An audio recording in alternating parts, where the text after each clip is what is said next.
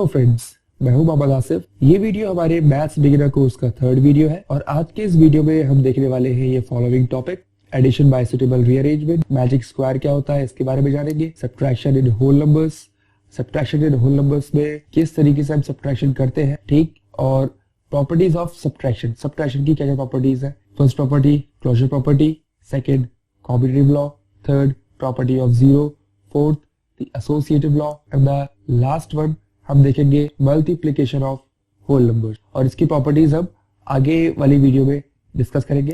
Last video में हमें whole numbers क्या होते हैं, उनके सक्सेसर प्रीडिसेसर और होल नंबर्स का एक ऑपरेशन था एडिशन, उसकी क्या क्या प्रॉपर्टीज है और उनके क्या क्या यूजेस है इसके बारे में जाना था। तो चलिए शुरू करते हैं।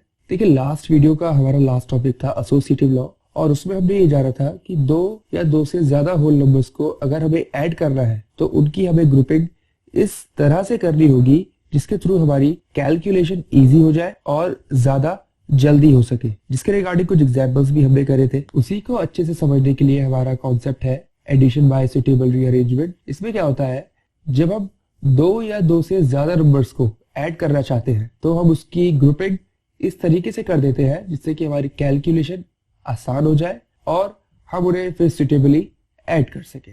इसमें मैंने दो एग्जांपल्स लिए हैं और दोनों ही एग्जांपल्स बहुत ज्यादा इंपॉर्टेंट है। यहाँ पर दोनों ही एग्जांपल्स को मैं आपको दो दो आइडियाज के थ्रू समझाऊंगा। देखिए, बात करते हैं पहले एग्जांपल की। पहले एग्जांपल में नंबर्स है हमारे 7, 8, 5, 342, 258।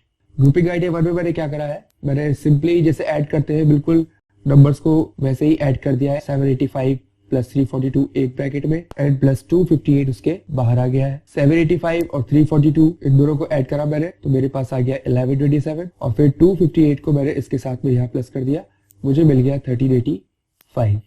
अब देखिए, मैंने इसमें ज्यादा सोचा नहीं, कुछ नहीं करा, बस सिंपली मैंने इसको ऐड कर दिया। लेकिन अगर मैं ग्रुपिंग आइडिया सेकंड पर आता हूँ और मैं अगर इसको लेकर थोड़ा सा यहाँ पर देखूं, ये दो नंबर्स छोटे हैं तो मैंने ये समझ के इनको कि ये दो नंबर्स छोटे हैं, पहले इनको ऐड कर लिया जाए और बाद में बड़े वाले के साथ इसको ऐड कर दिया जाए, ये बेटर रहेगा। या फिर अगर आप इसको ध्यान से देखें, यहाँ पर 2 है और यहाँ पर 8 है और यहाँ पर 4 है, यहाँ पर 5 है। अगर मैं 2 और 8 को ऐड करता हूँ तो मुझे 10 मिलेगा। That means the 0 will be here and 1 will be carry over to 4 and 4 plus 1 5 and 5 and 5 10, 0 will be here and 1 carry to 3, 3 1 4, 4 2 6 and I'll get 600। अब देखिए इजीली मैं इनको ऐड कर सकता हूँ। देखिए 85 ऐसे आ जाएगा, 7 6 30, 1385।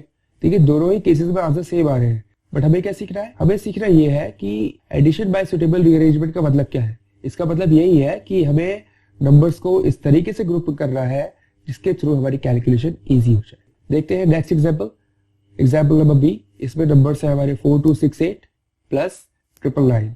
अब अगर मैं इसकी बात करूं तो ग्रुपिंग आइडिया 1 बिल्कुल सेम इसी की तरह है, जस्ट मैंने नॉर्मली इनको ऐड कर दिया और मुझे आंसर मिला है 5267। बट अगर आप ध्यान से देखें तो यहाँ पर है 4268 और यहाँ पर है 999।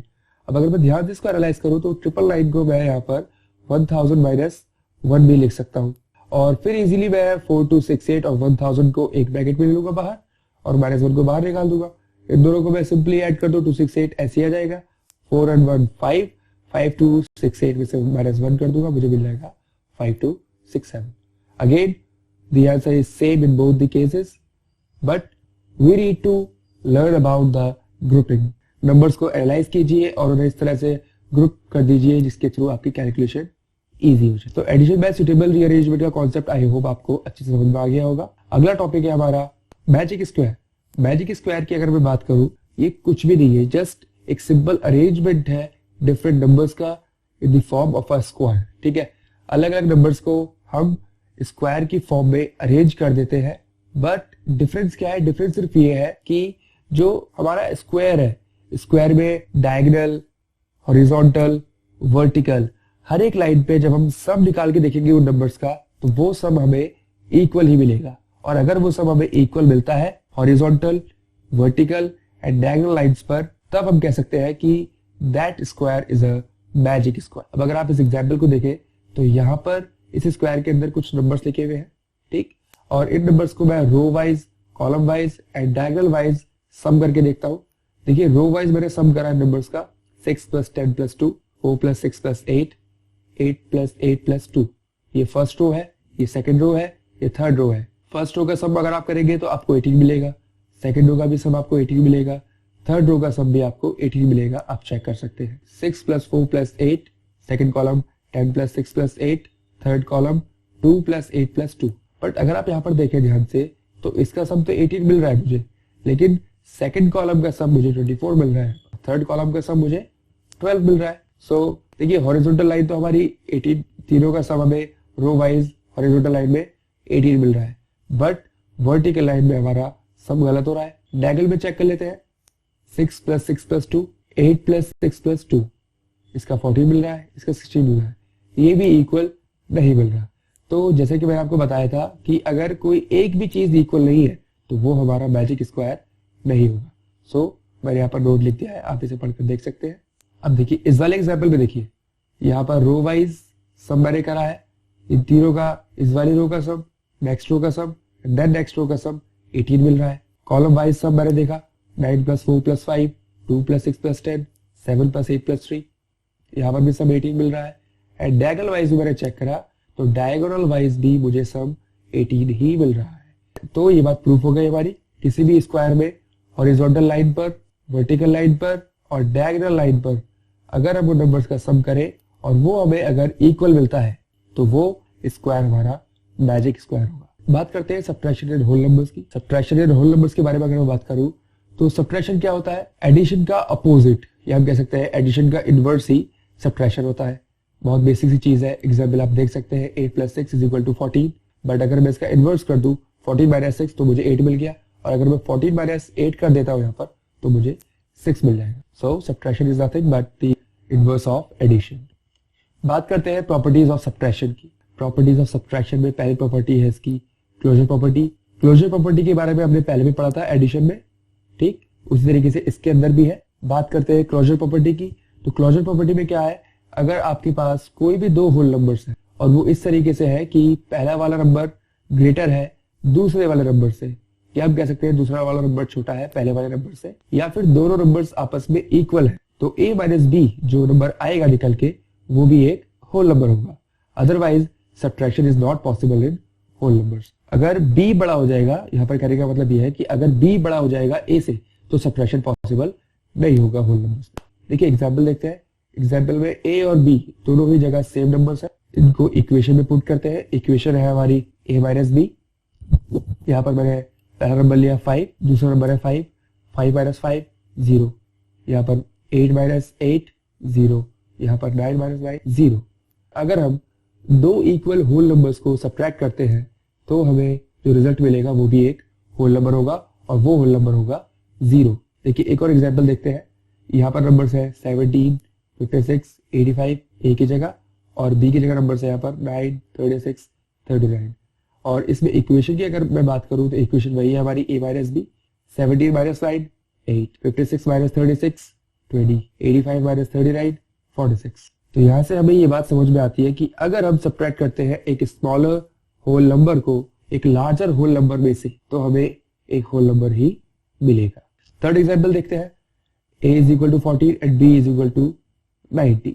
a छोटा है b बड़ा है, और हमारे पास ये बात ऊपर ही क्लियर हो गई थी कि अगर a स्मॉलर होगा b से तो होल नंबर्स में सब्ट्रैक्शन पॉसिबल नहीं होगा। So we can say that 14 minus 19 is not defined in whole number. So conclusion यही है कि कभी भी अगर हम दो होल नंबर्स को सब्ट्रैक्ट करते हैं तो हमें रिजल्ट होल नंबर ही मिलेगा, एक्सेप्ट एग्जाम्पल 3। बात करते हैं अपनी अगली प्रॉपर्टी की। अगली प्रॉपर्टी है हमारी कॉम्बिनेटिव लॉ। लास्ट वीडियो में भी आपने कॉम्बिनेटिव लॉ पढ़ा था एडिशन के बारे में। बात करते हैं यहाँ पर, यहाँ भी सेम ही है। बात करते हैं कॉम्बिनेटिव लॉ के बारे में। सपोज कीजिए हमारे पास कोई भी दो होल नंबर्स है a and b, a minus b will be not equal to b minus a। Example के थ्रू समझते हैं। तो कॉम्बिनेटिव लॉ की अगर मैं बात करूं तो ये कहता है कि अगर आपके पास कोई भी दो होल नंबर्स है तो अगर आप उन्हें सब्ट्रैक्ट करते हैं तो उनका ऑपोजिट सब्ट्रैक्शन सेम नहीं होगा। देखते हैं कैसे। एग्जाम्पल 1, यहाँ पर a की जगह 9 है और b की जगह 4 है। 9 माइनस 4 5, बट अगर मैं इसका ऑपोजिट कर दूं that is b minus a, b is 4 and a is 9। इसके बारे में हमने अभी ऊपर पढ़ा था कि b minus a is not defined in whole numbers, that is कि बड़े वाले में से आप छोटा तो माइनस कर सकते हैं लेकिन छोटे वाले में से आप बड़ा माइनस नहीं कर सकते, ये नॉट डिफाइंड है होल नंबर्स में। कंक्लूजन की बात कर लेते हैं। कंक्लूजन ये है हमारा कि अगर आप ऑर्डर चेंज करके सब्ट्रैक्शन करते हैं तो आपको रिजल्ट सेम नहीं मिलेगा। कॉम्यूटेटिव लॉ यही कहता है। बात करते हैं अगली प्रॉपर्टी की। अगली प्रॉपर्टी है हमारी प्रॉपर्टी ऑफ जीरो। देखिए प्रॉपर्टी ऑफ जीरो की अगर मैं बात करूं तो अगर a कोई भी होल नंबर है तो a minus zero will be equal to a, that is कि अगर आप किसी नंबर से आप जीरो को माइनस करते हैं तो आपको वही नंबर मिल जाएगा, लेकिन अगर आप जीरो में से किसी नंबर को माइनस करते हैं तो ये होल नंबर्स में नॉट डिफाइंड है। Same additive property of zero वाला केस, जहां पर आप किसी नंबर को जीरो के साथ ऐड कीजिए या फिर जीरो के साथ किसी नंबर को ऐड कीजिए तो आपको वो नंबर मिल जाता है। बट यहाँ पर आप किसी नंबर में से जीरो माइनस करेंगे तो आपको वो नंबर तो मिल जाएगा, लेकिन अगर आप जीरो में से किसी नंबर को माइनस करना चाहते हैं तो वो होल नंबर्स के केस में नॉट डिफाइंड है। एग्जाम्पल देख लेते हैं। यहाँ पर एग्जाम्पल है 8 माइनस जीरो, और अभी मैंने बताया था आपको कि किसी भी नंबर में से अगर आप जीरो माइनस करेंगे तो आपको वो नंबर ही मिल जाएगा, but 0 minus 8 is not defined in whole numbers. तो ये है हमारा एसोसिएटिव लॉ। फोर्थ प्रॉपर्टी हमारी सब्ट्रैक्शन की। एसोसिएटिव लॉ के बारे में बात करते हैं तो इसके अंदर हमारी दो कंडीशन है, condition first and condition two. Condition number 1 की बात करते हैं। कंडीशन नंबर 1 में अगर हम बात करें तो if a b c are any 3 whole numbers then in general a minus b minus c will be not equal to a minus b minus c। Example के थ्रू इसको समझते हैं। मान लेते हैं हमारे पास 3 नंबर्स है 8, 4 एंड 2। बात करते हैं पहली इक्वेशन की।